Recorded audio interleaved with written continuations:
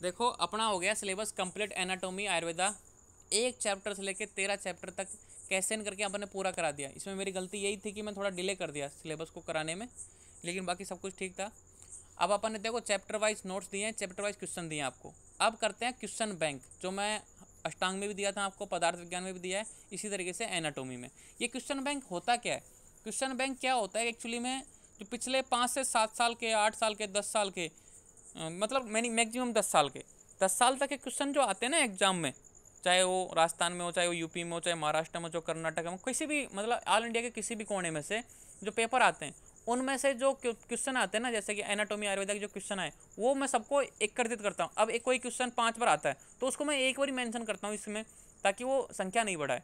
तो इस तरीके से ये क्या है, सेलेक्टिव क्वेश्चन, मतलब एग्जाम में आए हुए क्वेश्चन है, कोई मेरी तरफ से नहीं बनाया। ये सारे क्वेश्चन आपके कहीं कहीं ना या तो यूपी के एग्जाम में आएंगे, कहीं राजस्थान के एग्जाम में, कहीं कर्नाटक के एग्जाम में, लेकिन ये एग्जाम में आए हुए क्वेश्चन है, ये बात जरूर ध्यान रखना, ठीक है।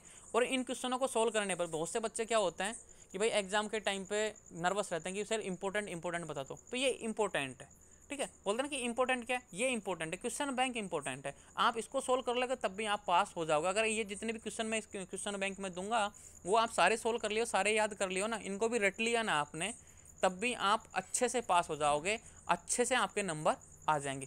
क्लियर बात। आप करते हैं क्वेश्चन सोल्व। क्वेश्चन सोल्व मतलब बता जाऊँ, पहला क्वेश्चन है सुश्रुत। देखो सुश्रुत गर्भ की परिभाषा, क्या मीनिंग है इसका कि सुश्रुत के अनुसार गर्भ की परिभाषा लिखो। नीचे मैंने इंग्लिश में मेंशन किया है, जिस बच्चे को हिंदी में प्रॉब्लम है वो इंग्लिश भी देख सकता है कि राइट द डेफिनेशन ऑफ गर्भ, ऐसे पर सुश्रुत, सुश्रुत के अनुसार गर्भ की परिभाषा लिखो। कोष्ठांगों का नाम सुश्रुत के अनुसार लिखो।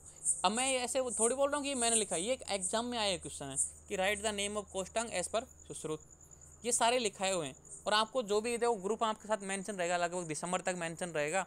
आपको कोई क्वेश्चन में कमी आती है, ठीक है, डाउट आता है, तो ग्रुप में पूछिए, मैं हूँ वहाँ पे कि सर ये क्वेश्चन का आंसर नहीं आ रहा हमको, आपके नोट्स में नहीं है मेंशन, क्योंकि बहुत सारी चीज़ें मिस हो जाती हैं।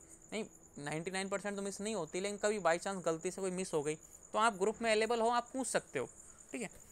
कपाल अस्थियों के नाम, नेम ऑफ कपाल अस्थि। भाई कपाल अस्थियों के नाम क्या है? स्नायु मर्मों का उल्लेख, राइट द नेम ऑफ स्नायु मर्म। पंचम कला का नाम व स्थान, right the name of location of fifth कला। स्नायु के प्रकार व स्थान लिखिए, write the type and location of स्नायु। तृतीय चक्र का नाम, स्थान व दलों की संख्या, right the name, location and number of दल ऑफ थर्ड चक्र। ये सारे क्वेश्चन मैंने नोट्स में लिखाए हुए हैं, मतलब उनके आंसर भी बताए हुए हैं, क्लास में बताया गया हुआ है। आचार्य सुश्रुत के अनुसार अस्थि संधि के प्रकार लिखो, राइट द टाइप्स ऑफ संधि एज पर आचार्य सुश्रुत। अब देखो क्वेश्चन कन्फ्यूजन क्या करता है, एनाटॉमी में क्या होता है, मॉडर्न भी होती है। अब बहुत से बच्चे होते हैं कि सर मॉडर्न का लिखना है कि आयुर्वेद का लिखना है, तो पता कैसे लगेगा, इंग्लिश से पता लग जाएगा। अब देखो यहाँ संधि लिखी हुई है, तो संधि मतलब आयुर्वेदा, यहाँ पे जॉइंट होता और यहाँ पे सुश्रुत का नाम नहीं होता, ठीक है, तो जॉइंट होता तो मतलब मॉडर्न के अनुसार लिखना है। तो वर्डों पर ध्यान देना आपको, है ना। मृत शरीर का संरक्षण कैसे करते हैं, explain the dead body preservation. धातु भेद से पुरुष के विभाग बताइए, राइट द पुरुष एज पर धातु भेद, एक धातु, द्वि धातु, त्रिधातु, षड धातु, ठीक है, इस तरीके से जो बताने, मतलब एक तरीके से त्रिमर्म का विवरण करते हुए सल तंत्र में मर्म का महत्व स्पष्ट कीजिए। अब देखो क्वेश्चन का आंसर किस तरीके से देना है आपको, क्वेश्चन कितने नंबर में है, 2 नंबर में आया, 10 नंबर में आया, 20 नंबर में आया, 5 नंबर में आया, तो उसी के अनुसार क्वेश्चन सेम रहेगा। क्वेश्चन आएगा भाई त्रिमर्म का वर्णन करो, ऐसा क्वेश्चन आ गया, 2 नंबर में आ गया नाम लिख दो, काफ़ी है। 5 नंबर में आ गया 2-2 लाइन लिख दो। 10 या 20 नंबर में आ गया तो पूरा लिखाओ, उसका महत्व भी बताओ, एक एक चीज़ बताओ डिटेल में त्रिमर्मों के बारे में। तो जो क्वेश्चन 2 नंबर में आए तो उसी के अनुसार आंसर लिखना है, क्वेश्चन 5 नंबर में आए तो उसी के अनुसार आंसर लिखना है, और क्वेश्चन 10 या 20 नंबर में आए तो उसी के अनुसार आंसर लिखना है। आचार्य सुश्रुत के अनुसार शारीर की परिभाषा लिखते हुए गर्भ की मासानुमासिक वृद्धि लिखिए। आचार्य सुश्रुत के अनुसार शारीर की परिभाषा, तो मतलब शारीर की परिभाषा किसके अनुसार लिखनी है, सुश्रुत के अनुसार, और फिर गर्भ की मासानुमासिक वृद्धि, मतलब एक तरीके से लेंदी क्वेश्चन है। ज्ञानेंद्रिय व कर्मेंद्रियों का वर्णन करते हुए नाभि नाड़ी निर्माण व कार्यों का वर्णन करो, ठीक है। तो ज्ञानेंद्रियों का वर्णन करो, कर्मेंद्रियों का वर्णन करो, ठीक है। आप ये लास्ट में 13वां इंद्रिय शरीर तड़ा चैप्टर था ना, उसमें बताया मैंने अच्छी तरीके से। एवं नाभि नाड़ी, ये क्या है, नाभि नाड़ी अपरा, मतलब एक तरीके से जो आयुर्वेद के अनुसार अपरे का जो निर्माण होता है ना वो बताया है यहाँ पे, उसका निर्माण व कार्य होगा। और तो आयुर्वेद के अनुसार अपरा के कार्य पूछें। मन के विषय लिखो। कर्म पुरुष की परिभाषा, डिफाइन कर्म पुरुष, पुरुष के गुण लिखिए, राइट द प्रॉपर्टी गुण ऑफ पुरुष, ठीक है। आचार्य सुश्रुत के अनुसार शुद्ध आर्तों का वर्णन करो, डिस्क्राइब शुद्ध आर्तव अकॉर्डिंग टू आचार्य सुश्रुत। बीज भाग अवयव को परिभाषित कीजिए। तो ये क्वेश्चन के गर्भ शारीर से आए दोनों क्वेश्चन। आचार्य चरक व सुश्रुत के अनुसार शरीर का अंगुली प्रमाण लिखो। आचार्य सुश्रुत के अनुसार तो 120 होता है और आचार्य चरक के अनुसार 84 उंगली होता है।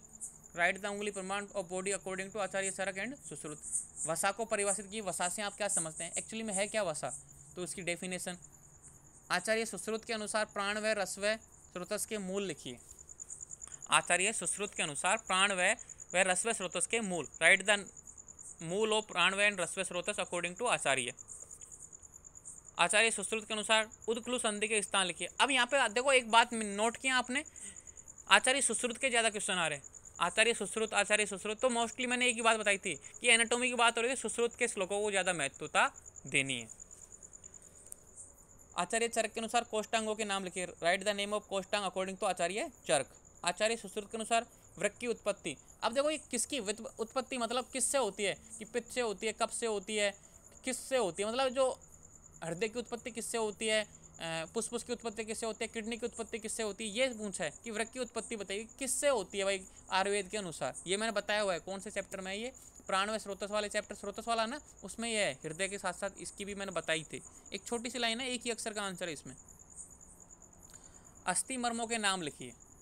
राइट द नेम ऑफ अस्थि मर्म। एनाटॉमी की परिभाषा लिखते हुए इनकी शाखाओं का वर्णन करो। अच्छे से बताया, पहले चैप्टर में क्वेश्चन है ये। तो ये 25 क्वेश्चन हो गए। 25 क्वेश्चन का मैं एक वीडियो बनाता हूँ, फिर 25 क्वेश्चन के बाद दूसरा वीडियो। तो मैं बंद कर लेता हूँ वीडियो एक बार।